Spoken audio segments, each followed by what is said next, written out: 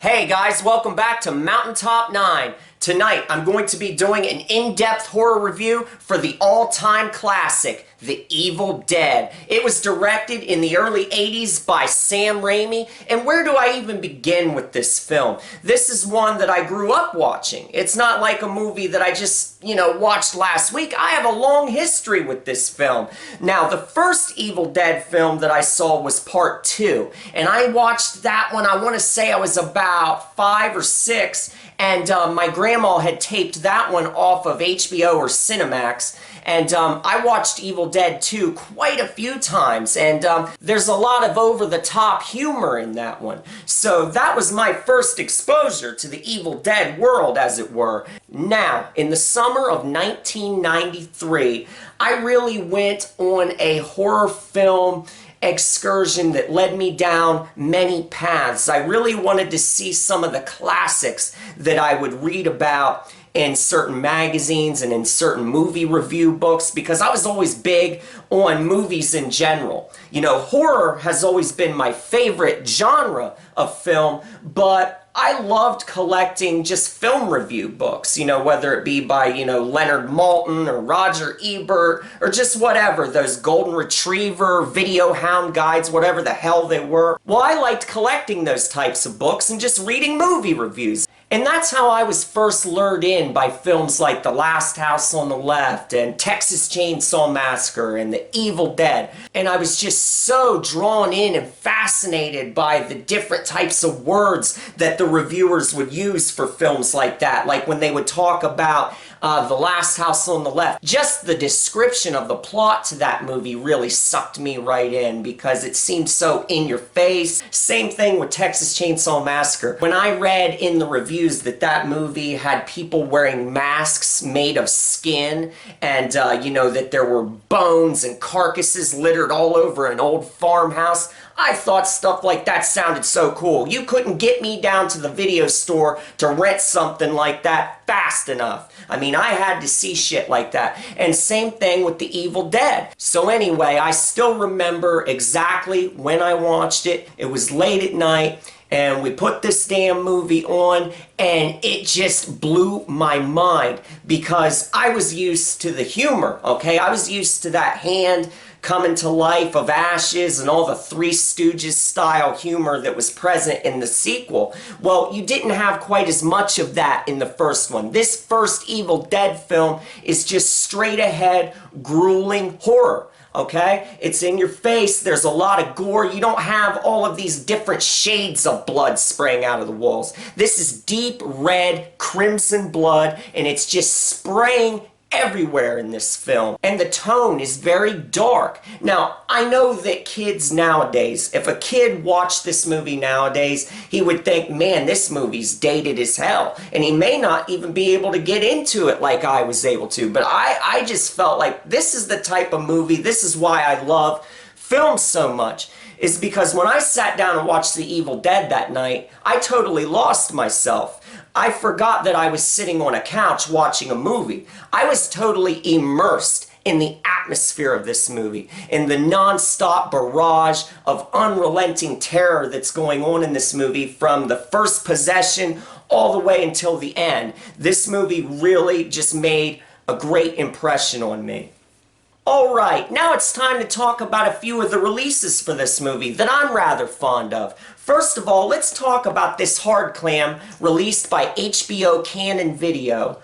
Now, that's it right there, man. This is the one, okay? Now, it might have been the Thorn EMI that I rented from the video store, but they're both basically identical. You can get this hard clam either from Thorn EMI or HBO Canon Video. Any horror fan in my age bracket, okay, saw this staring at them from the video store shelf. And for me, this is my favorite piece of Evil Dead artwork right here. It doesn't get any better than this. From the moment that Anchor Bay started releasing the movie over and over again, one thing that really got on my damn nerves were the cheesy covers. I don't like all of the covers with Ash either holding a fucking chainsaw or holding a shotgun or this, that, and the other thing. To me, that puts it in more of a campy and cheesy direction. And that's totally fine if we're talking about Evil Dead 2 or Army of Darkness. Totally fine. You want to go the cheesy route with those two movies? Be my guest. But with the first Evil Dead,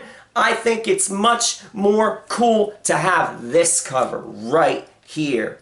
I love these hard clams from Thorn and HBO Video. There's just something about these. I mentioned that when I was reviewing The Initiation. You know, whether it be Madman or The Terminator or this one or Girls Night Out or Return of the Living Dead or Extra, and I'm sure I'm forgetting a few others.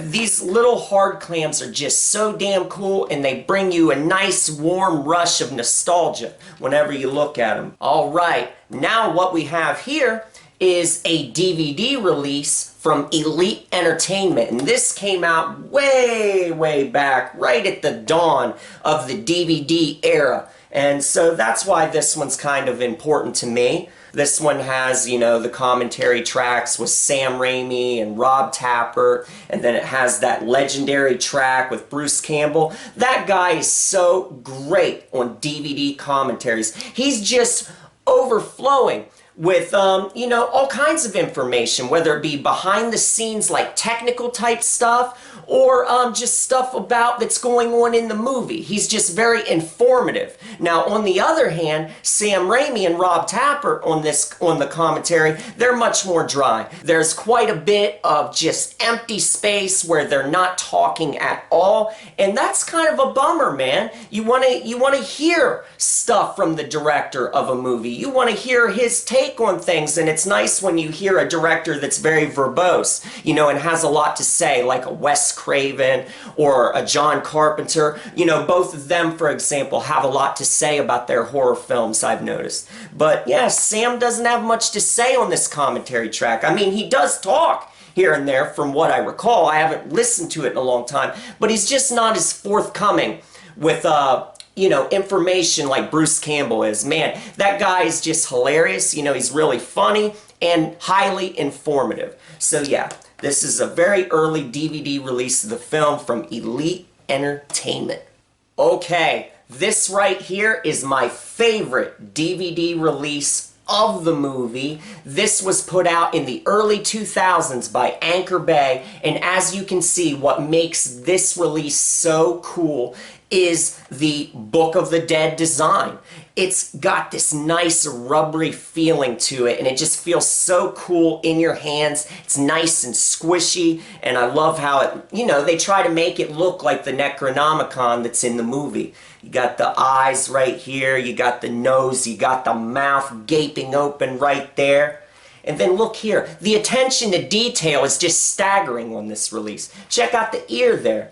Alright? How cool is that? So yeah, because as you know, the Book of the Dead, it's supposed to be bound in human flesh and inked in human blood. So, you know, they went all out with this release as far as packaging is concerned, you know, making it feel like what you would imagine the Book of the Dead feeling like in the film. So it's really cool. I just love the texture of this thing. When you open it up, it has illustrations just like in the film, okay?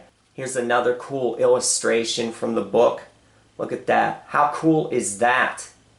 Now, as far as Anchor Bay is concerned, though, this is a kick-ass release for sure. But one thing that was really annoying in the 2000s was the fact that Anchor Bay just released Evil Dead over and over again. Just like they did with Halloween and Dawn of the Dead, they just milked those films for all they were worth. And it was kind of annoying because I'm the type of person who wants to collect a lot of different movies. There are many cool horror films that never did get a good DVD release. They just never did. So it always bummed me out when I'd see a movie like The Evil Dead or Hellraiser, get released over and over again, because I felt like, man, they're going back to that well again. Why not put out a movie that hasn't had a release? I mean, I love The Evil Dead and everything, but I don't need 25 different fucking releases of the movie. Just a few will do just fine.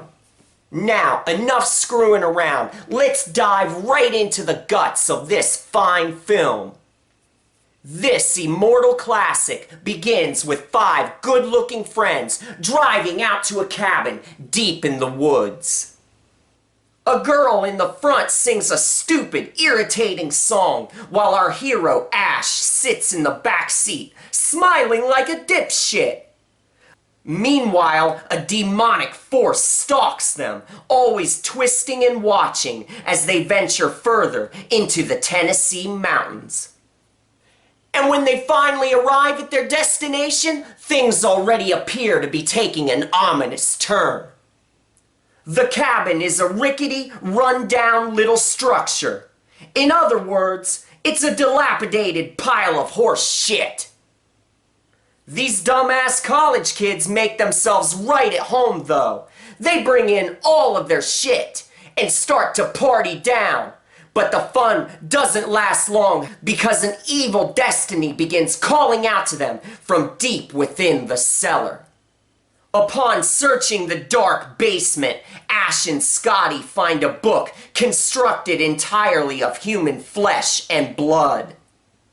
And I'll tell you what, these idiots obviously don't know when to leave well enough alone, because they end up playing an audio recording of a man reciting an ancient incantation. And when they play that spell, while a storm roars outside, they end up unleashing a torrent of unholy wrath and terror.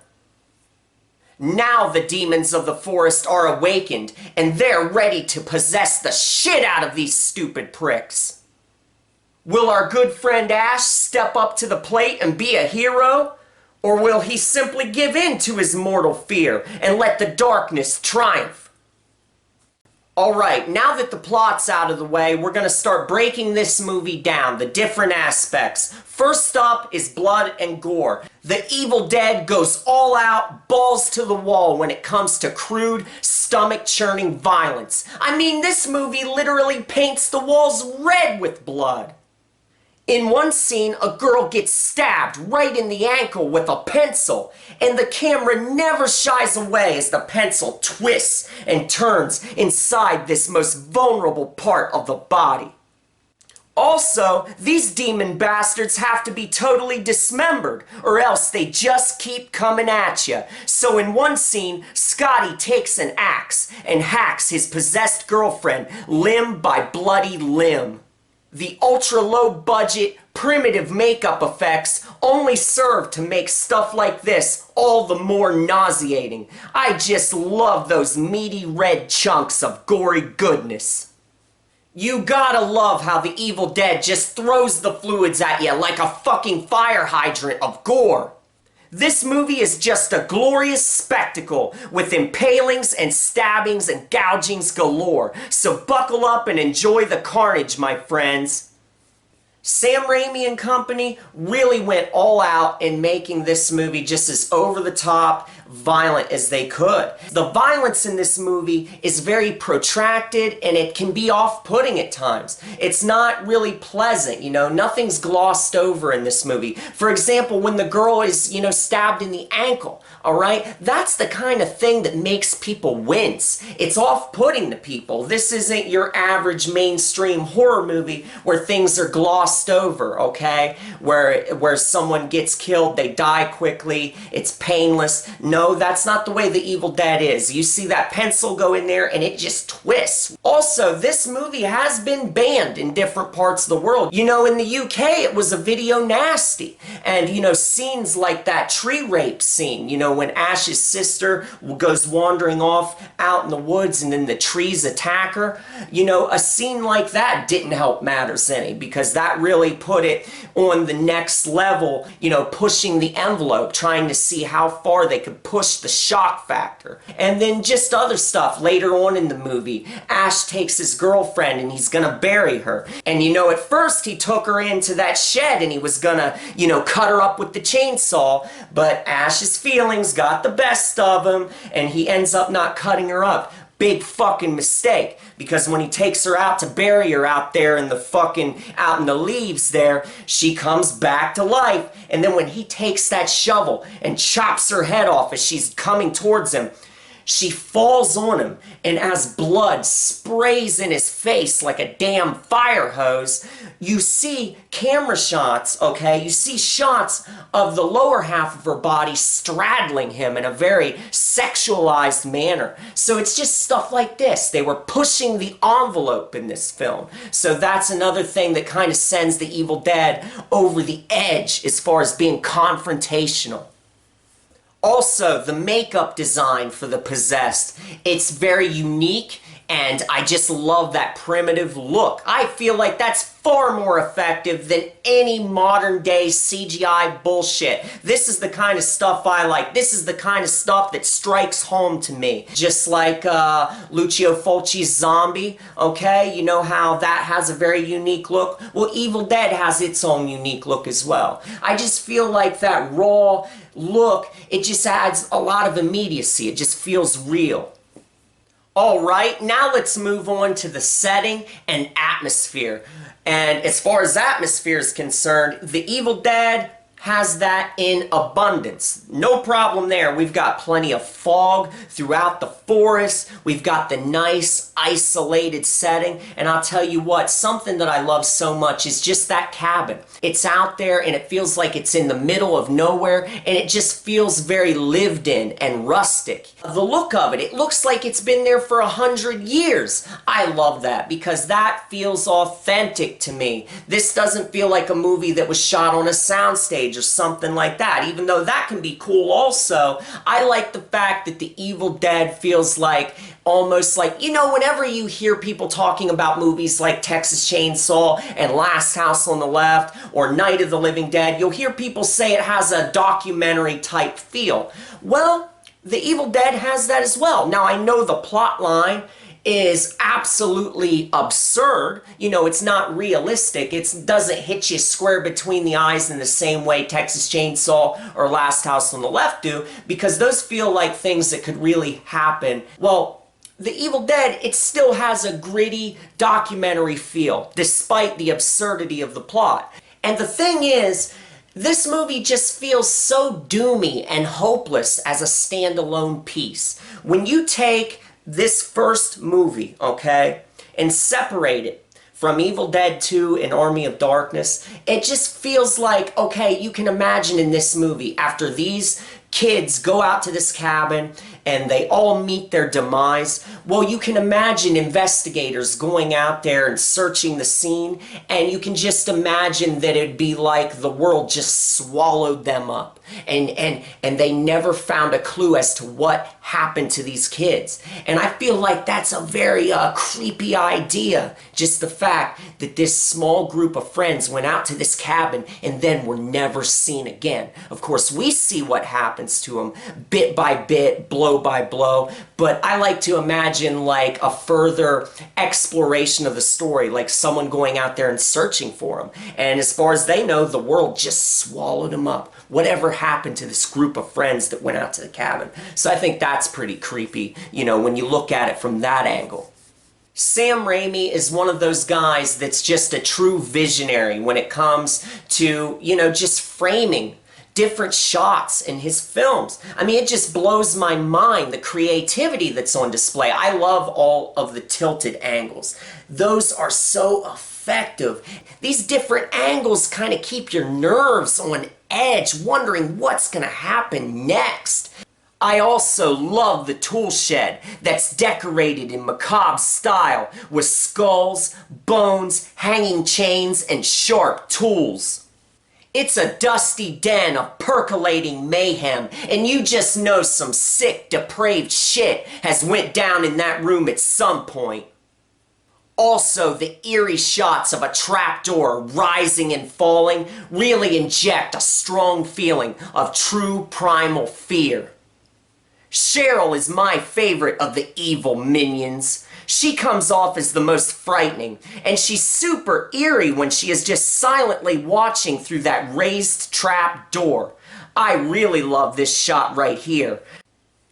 And that's the thing about this movie. It can be very boisterous and loud, but it can also be very quiet, and everything just drops to a hush. Like later in the movie when Ash he's left to his own devices. Everyone else has now fallen by the wayside, and he goes back in the cabin and he notices that Cheryl has busted out of the cellar. So now he doesn't know where she's lurking, okay? And he's just wandering around the cabin, and everything is just very quiet. You're really on the edge of your seat just wondering when something's gonna pop out again. You know, when Cheryl does finally pop up and she tries to attack Ash, it just really gets you. It's a gut punch because you had all that quietness beforehand. Now let's talk about the characters for just a second. And specifically, the two characters that I want to talk about are Ash and Scotty.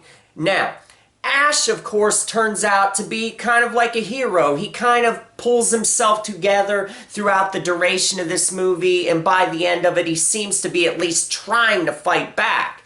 At first, he seems like he's kind of gonna wilt under the pressure. You know, he's falling everywhere. He's got bookshelves falling on him and he can't even get up. And he just seems kind of scared and indecisive, like that scene where Scotty's saying, hit her, you know, because he wants Ash to take the damn axe that's in his hand, and, you know, he needs to start chopping that bitch up. She's possessed. But Ash is just standing there, frozen in fear. So, of course, Scotty has to step in, and he has to grab that axe, and he has to do the business himself. But what we come to find out is that at the center of Scotty's heart, he's actually just a selfish son of a bitch. He's just out for himself. He's all about self-preservation at all costs. Scotty even says at one point to Ash, when he lays it all out on the line, when he shows his true selfish nature, he says, she's your girlfriend. I don't care about her. He says, I'm getting out. So, you know, I think that's kind of funny. It's kind of admirable in a way how upfront he is about being a douchebag. He's just like, I only care about myself. You guys can go fuck yourselves. If you guys want to stay in this cabin and let demons crawl up your asshole and possess you from the inside out, be my guest, but I'm getting out of here. So I think that's kind of funny. We our two leads here, Ash and Scotty, they're kind of different at their core. One really kind of steps up to the plate and kind of shows, hey, I'm gonna do the best I can with this situation and I do care about others, whereas Scotty is just a total dick. I'm always watching you. Always watching you. And you know, as far as Evil Dead 2 and Army of Darkness are concerned, those movies are fine as long as you separate them. For me, I like to approach these films like you would at a grocery store at a checkout line. You know how you put your shit up on the checkout belt? And you like to put a plastic partition in between your groceries and the other person's groceries? Well, that's what I like to do with the Evil Dead movies. I feel like the Evil Dead goes right over here, and then you need to delineate. You need to take a partition and put it right in the fucking middle and put Evil Dead 2 and Army of Darkness over here. I really do appreciate Evil Dead 2. I think that's a really fun ride, and it's a classic in its own right. Now, as far as Army of Darkness, it goes way too far into such a territory that it's not even a horror movie. I mean, it's just a straight-up comedy, as far as I'm concerned. At least Evil Dead 2 still had great elements of horror present in it. I feel like the horror and the comedy mixed well in that one.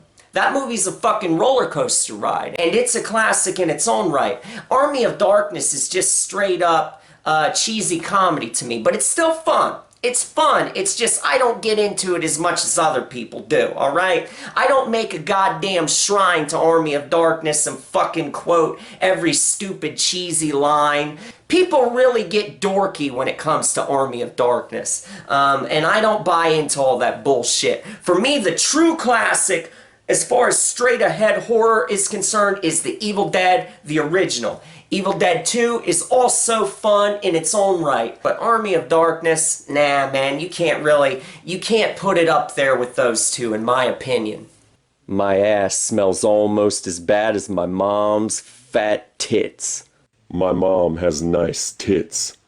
So there you go, guys. I think you get the point by now that this film had a profound impact on me, and it all started one summer night in 1993 when I rented it from the damn video store. I had the poster of this movie on my wall when I was in high school, and I actually found a picture of my bedroom that was taken back then, and up in the corner you can see part of that poster. And what it is it's this cover art. It was a really cool poster and I had it for many years. So yeah, I think that's just a little funny memory to leave you with, and I hope you enjoyed this review. And if you love The Evil Dead just as much as I do, please leave me a comment. Tell me some of your favorite scenes in the movie. Also, let me know what you think of Evil Dead 2 and Army of Darkness. I'd love to hear it. And guess what, you guys? I'll be seeing you again next time.